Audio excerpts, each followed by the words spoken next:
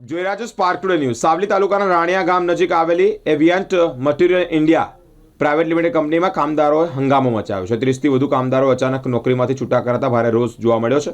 15થી 18 વર્ષ જૂના કામદારોને કોઈ કારણો કે નોટિસ વગર વોટ્સએપ મેસેજથી છૂટા કર્યાના આક્ષેપ છે। કામદારો કંપનીના ગેટ પર બેસી નારેબાજી અને વિરોધ પ્રદર્શન કરી રહ્યા છે।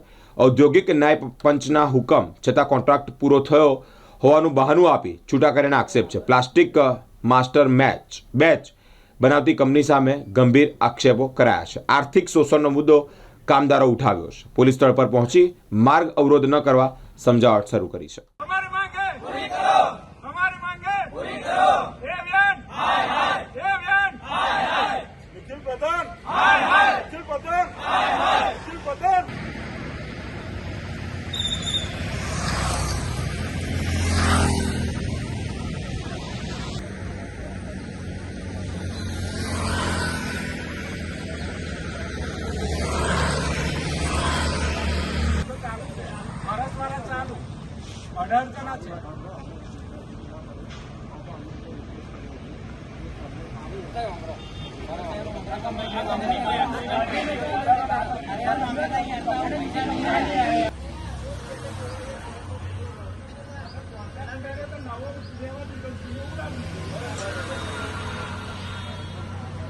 હું વિજય ભોઈ રાનિયા સાકરદા રોડ પર આવેલી એવિયન કંપનીમાં 20 વર્ષથી નોકરી કરું છું। અમને 31 તારીખે વગર નોટિસે વોટ્સઅપ દ્વારા છૂટા કરેલા છે। આજે અમે 48 દિવસ થયા।